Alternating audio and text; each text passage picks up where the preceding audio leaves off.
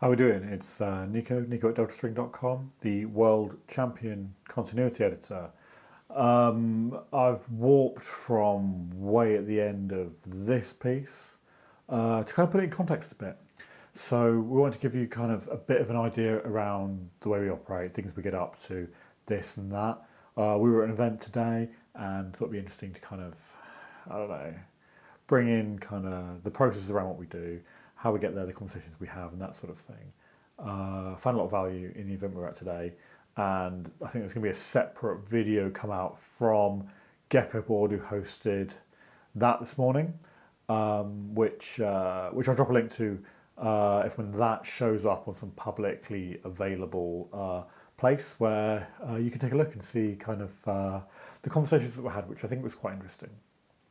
On reflection, here a few hours later, I feel like what I've taken away is a lot around data and the way that a lot of businesses are still measuring the things that are easy to measure and trying to gain what there is to learn from there. And I think there's a real benefit to maybe putting it to one side and saying maybe the hard to measure things do give more of the context, right? Give us a bit more to go on than things that we're essentially measuring because it's there already, right? Because that information is easy to do.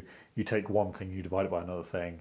You take the number of tickets solved, you take the time they were solved over, things like that. And these measurements are often very crude. And I'm not a big advocate of these AI products, but there are times where they can reveal insights, but also where you're integrating these products into your own systems. You do need to measure what are they achieving here, what are they achieving compared to expenditure on other things, right? And if you are going to be bringing in things, then you need to already have this concept of what does good look like, what does success look like. And that really needs to be the guiding principle of everything we do is, right, does it achieve more with less? That's always the goal of support teams, is to achieve more with less. We do not want to be soaking up more and more of the business's money, providing support when when the demand increases, what have you. We need this to not scale linearly. We need it to get cheaper to serve more customers, right? And part of this is always going to be tooling and products, but on the other hand, just pouring on products without knowing what does success look like here, how we're measuring this, is not a great way forward. And the businesses we spoke to today, you can see I'm pretty gone after heavy day of meetings and work and bits and bobs. But they have this insight, right? You're not you got to have an eye on where you're going, what you're looking to achieve, and that's the best way forward. And this the collaboration between the different businesses here, I think, is really interesting to see. And I personally think that's the biggest strength of the Zendesk ecosystem, is the way that we find this synergy between the different things that different companies, different implementation agencies to us at Deltastring, different things they're doing, and that really brings a lot of value. So I don't know that the following bits of video are going to be super coherent, but actually I think it's gonna give a good bit of context to the kind of conversations we have and the things we do, and a big shout out to Gecko Board for the day we've had. I also want to draw your attention to news.deltastring.com. If you've not checked out news.deltastring.com, it's our Zendesk news aggregator. We've got the status of all pods kind of shown there in near real time. I'm gonna do that in real time, but I don't want to have a whole lot of client side scripting there, making API calls. So we've got a few things around kind of the way I'm changing that. But we're also pulling in all these different sources, different community pieces, and it's growing and growing and growing, and it's getting real good traffic, real good feedback. And I think if you've not checked it out, then check it out. And if you see things you love, then it's good to know. But if there's things you'd like to see that it's not doing, then I'm always here for those opportunities. So in the name of confusing continuity, here's me earlier. I'm wearing the same thing. I haven't gotten changed. I just got back to my office and did this video. Let's see how it goes. Alrighty. Right, what are we saying?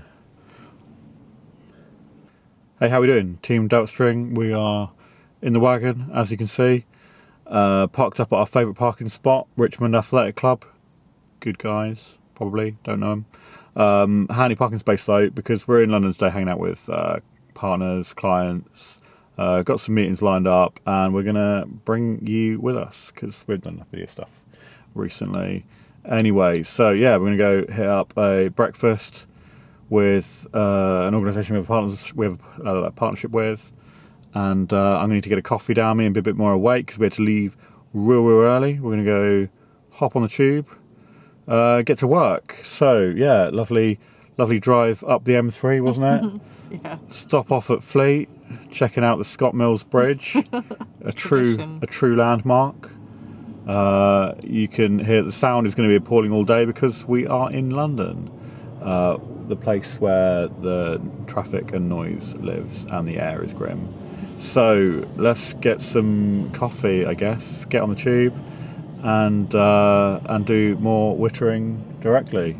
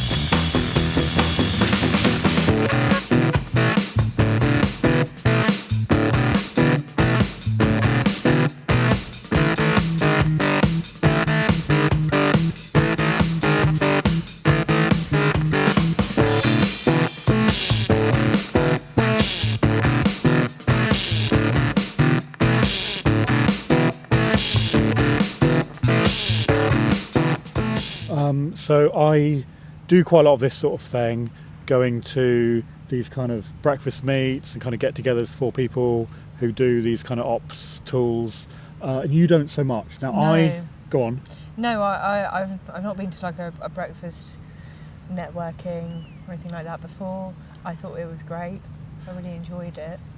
I'm someone who's often pretty cynical, but I actually find myself not being cynical when it comes to this sort of thing, and I find that I actually get a lot out of it, have really good conversations, and it kind of sounds a bit odd to hear coming from me, but I really value the kind of the people we meet, the conversations we have, and catching up with people that we've done work with or that, you know, that we have good relationships with in. Yeah. I don't think there's nothing that really compares to doing a face-to-face. Yeah. Let me pause a second, I need to adjust my arm before it falls off. We caught up with some good people from businesses that we know of and like, and actually some people that we've been meaning to do work with or have conversations with, things like that. It was really great to see Jude in person, who's someone that we've kind of, you know, been aware of, and then, you know, sort of done bits of work with, you know, line with, and yeah, is a good person, one of the good people in the sector we work in, right? Yeah. And Gecko Board, you know, they have a good product, and I think that's a big start. But also that around that they have a good community. They're very approachable humans. They're a small team. I think they're sort of 35-ish. Camera's wobbling a little bit. Gecko Board kind of they're I think 35-ish. A team 35-40, and that means they can have really good, quite individual relationships with their customers. They can bring people together in good combinations, and the businesses they brought along today were people who are, I think, doing interesting things, quite forward thinking. One thing that came up was a lot of businesses saying they feel like they should be doing more AI stuff, but they want to kind of observe a little bit, sit and understand a bit, and see kind of where it's going to bring good value to what it is they do. Yeah, I agree. I think the event was really well curated. They'd really thought about who they'd invited to it, and it really was a cross section of people in the same space. And yeah, lots of questions about how do we display AI data? Like, how are we, if you've got these products, how are you showing your return on investment? How are you showing the benefits that it's bringing to you? And it was really interesting how people are going about trying to solve these problems. Yeah.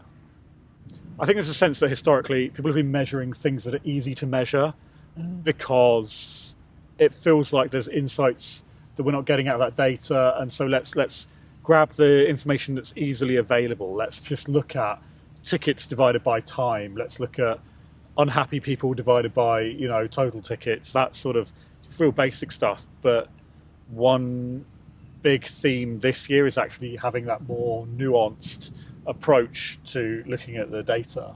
Yeah. So I think everyone there was really talking about that, is how to really look at more interesting metrics than CSAT, NPS. They're kind of backstop kind of figures, and there's much more to it that you need to be doing. Yeah, for sure. What happens when you've got your CSAT up? What does it tell you? What more can it tell you about it? So what's the next step? Another thing that I'm seeing with a lot of these businesses is that one way to improve a metric is to expose it to everyone in the company, right? If you are realizing that your customers are not happy enough, then you're not telling enough people internally that your customers aren't happy enough. If you're sharing that data, if things are too slow, then put that on a massive TV screen, or put it, post that in every hour on the Slack channel if the pace isn't there. And you know what? Like, measuring the data improves the data. Yeah.